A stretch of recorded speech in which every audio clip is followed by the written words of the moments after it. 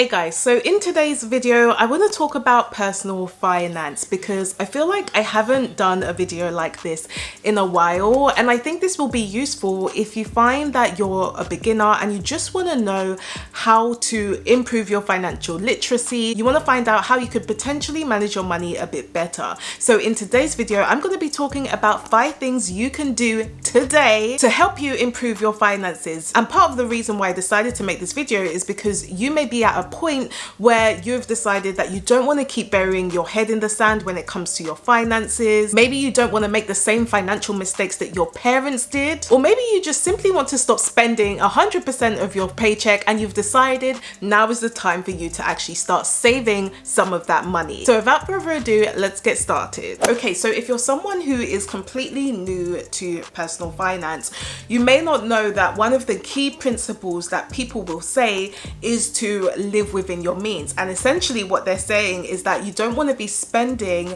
more than you currently earn. So when your income comes in, you don't want to get to a point where you at least spend all of the income, or you actually spend more of your income and you may end up being in debt. And so with that principle, one of the things that you could do today when it comes to your personal finances is to do a financial audit. Now this might seem like a complicated term, and maybe you've only heard it in the finance world or just in the finance department at your work, but essentially what you want to do is really figure out what is going on with your finances. So you want to know financially how healthy you are, and that's also going to help you to figure out what you need to work on. And if you're liking this video so far, then feel free to give me a thumbs up, as it really does help to support the channel. Plus, it's free. So when I originally started focusing on my personal finances, there were 2 things I decided to look at. The first thing I wanted to do is look at my net worth, and the second thing I wanted to do is have a look at my expenses and see whether I was actually living beyond my means. So if we're talking about the net worth example, essentially what you want to do is find out how many assets you have and how many liabilities you have. And when I'm talking about assets, these are basically things that probably put money in your pocket, or maybe they have some type of economic value. So when it comes to assets, these will include things like your savings. So how much do you actually have in savings, or maybe you even have some investments, and potentially if you've bought a house, that would also include the equity in your house. So basically your house value minus your mortgage. So what you would do is calculate how much assets you have, and then what you'll be doing is calculating your liabilities. So in this case, when it comes to liabilities, these are things that will probably take money out of your pocket. So when we're talking about things like debt, that's where liabilities come in. So if you have any kind of credit card debt, if you've maybe financed your car, if you've maybe taken out any personal loans, or your mortgage would also be considered a liability. And so because these are things that you are paying over to someone else like a lender, and it's actually taking money out of your pocket, this will be considered a liability. And so what your net worth is essentially your assets minus your liabilities. So when I first did this, I had to list all of my assets, and I realized that I didn't have any. So for me personally, I didn't have any savings, I didn't have any investments, I didn't even have a savings account at the time, to be honest. But then when I listed my liabilities, I realized that I did have liabilities. So for me personally, I had an overdraft, and I also had financed my car, and so the total for those liabilities was about 16,000. So knowing my net worth was useful because I realized that if I wanted to have a positive net worth and I wanted more money coming into my pocket, because it obviously makes sense, I didn't want to have to keep having things that would take money out of my pocket. Ideally, what I wanted to focus on was actually increasing my net worth so that I could no longer have a negative net worth, because obviously I only had liabilities and no assets, but I could move into having a positive net worth, which meant that ideally what I wanted to do is reduce my liabilities and actually increase my assets. And this is exactly what I do with my clients, especially if they're total beginners, because what we can do is first figure out, where the problem is. Do they have too many liabilities, or do they just not have enough assets? And then what we do is we focus on either reducing those liabilities or increasing those assets so that they can actually manage their money better and they can actually start saving more money, and eventually start doing things like investing. So if you're interested in a bit more support, that's what one-on-one coaching is. I will leave a link in the description below for you. But essentially, finding out your net worth will help you start to now identify where the problem is, and then you can now decide what you want to focus on when it comes to your finances. Okay, so the second thing you can do to improve your finances today is to actually think about some of your life goals and work out how your money will help you to achieve some of those goals. Now, I wanted to make this point because I think sometimes we forget that money is a tool, and I feel like sometimes we can get very emotional with money. We feel like money can be considered really bad, and I think that's because we forget that we can use money to our advantage. If we can control the money, we can stop letting the money control us. And one of the ways we can do that is actually thinking about how the money can benefit us and actually linking that to our life goals. So for example, maybe you just no longer want to be stressed with trying to think about how you're actually going to pay your bills, because sometimes you've maybe spent all your money and then you forgot that there's a bill that's supposed to be due at the end of the month. Maybe you've realized that you just don't want to be stressed about that anymore, and so you could use your money as a tool to help you reduce that stress. Or maybe you want to become a homeowner one day because you want to have the freedom to decide what to do in your house, and maybe you want to start a family in that house. And so again, you'll be thinking about how you can use that money to help you achieve that goal and help you save for a deposit so that you can buy that house. Or maybe you just want complete financial freedom where the money you have is enough to simply just pay your bills, and it means that you don't necessarily have to work in your 9-to-5 for years on end. Maybe you want to be in a position where you have the option to quit your job so that you can spend the time to go traveling or to simply just rest. All of these things would be considered life goals, but sometimes we forget that money is simply the tool to help us achieve some of those goals. So we don't necessarily need to see money as bad. We just simply need to view money as a tool to help us achieve some of the things that we're working towards. Now, the next thing you can do to improve your finances today is to start looking at your expenses. Now, I did talk about this much more in detail in my previous video where I was talking about the one thing that you need to do when you get paid. So definitely watch that video if you haven't already. I will link it up here for you and in the description below.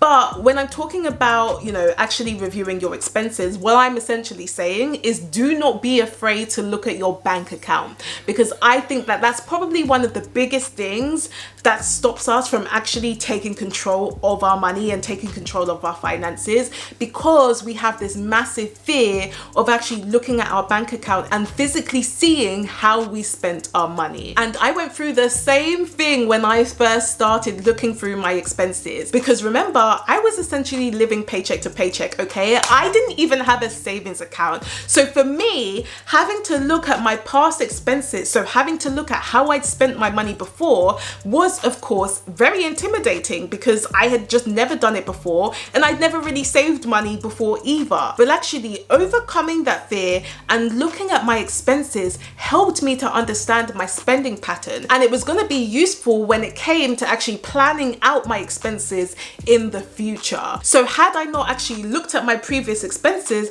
I wouldn't have realized that I even had a problem when it came to my finances. I probably would have thought that, oh, it's just because I'm not getting paid enough, so I just need to make some more money and I will be fine, without realizing that I actually had a spending problem. And in order for me to actually get better with my finances, it wasn't necessarily more income that needed to come in, but it was just that I really needed to focus on the right problem, so that when I did eventually make more money, it would actually help me. So if you haven't maybe reviewed your expenses, or you haven't really figured out what your spending pattern is like, it is definitely worth doing that when it comes to dealing with your finances. Okay, so the fourth thing you can do today to improve your finances is to actually start thinking about how you're going to plan out your finances. And again, I've mentioned this before, but this is when you want to start thinking about your spending plan or your budget. And it's not for you to just write some numbers and be done with it, but it's for you to actually use the money to not only spend that money, but to also think about how that's going to help you achieve achieve some of those life goals that we spoke about earlier. So is one of your goals actually to pay off debt so that you don't have to worry about any payments? Well, when you're planning out your money, you're going to be thinking about how you can actually overpay on that debt so that you can become debt free. So you'll be asking yourself, how much do I actually want to pay off? The same goes with saving. So if you're saving up for a house deposit, or maybe you're trying to save up for a rainy day fund, you then want to use that budget to now think about how you can actually save for that. Now, I feel like budgeting tends to have a bad rep because I think people feel like budgeting just kind of restricts them from spending their money. But I always say that when it comes to budgeting your money or just planning out your money, you are the person who is in control of that budget. So you decide how you want to spend that money. You will decide how much you want to put towards your debt or towards your savings. So if you realize that you've restricted yourself from all of your spending, that's not the fault of the budget. That is because you decided to restrict yourself. If you decide to put a decent amount towards your savings, but you also decide to actually spend some of that money too, you should not feel restricted in your budget. So one of the biggest things that helped me when it came to planning out my spending and when it came to actually doing my budget was thinking that the budget is simply a tool to help me reach some of the goals that I have. So it was to help me become debt free, and it was to help me save up for my emergency fund, and essentially it was to help me reduce my stress when it came to my finances, because I now knew exactly where my money was going. And so for me, the big difference was that I felt in control of my money. Okay, so the next thing you can do to improve your finances is actually more of a mindset thing, but I still think it's equally important.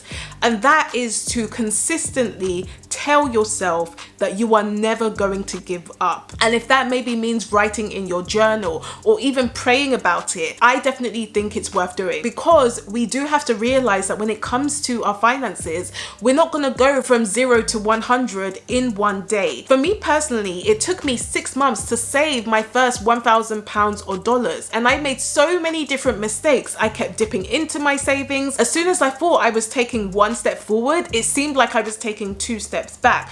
But one of the biggest things that helped me is reminding myself that I just wasn't going to give up and I was going to keep going. And so even though this may seem like a small thing, it's probably one of the most important things that you need to do, because if I had given up, I would not be where I am today. I would not have paid over 16 grand of debt in about 18 months. I would not have been able to then have another 10k in savings and investments just a year later. And that all stemmed from me not giving up, and I kept going even when I made mistakes. So even if it may seem like the results aren't there yet, especially now or today, do not give up. That is one of the last things that you want to do, and I'm pretty sure that if you don't give up, your future self will be so thankful for it. Now, if you realize that now is the time that you just want to get better with your finances, you want to be able to start saving more money, maybe you really do want to save up for that house deposit, or maybe you even want to start actually learning how to invest your money so that you can start making your money work for you, then make sure you do check out my one-on-one coaching, because what I've been able to do is help people be able to save over 30% more money, plus they've also been able to start investing their money as well so that they can work towards things like financial freedom. So if you do want to check that out, all you need to do is book a free call to find out more about working with me. So I'll link more information up here for you and in the description below. So when it comes to your personal finances,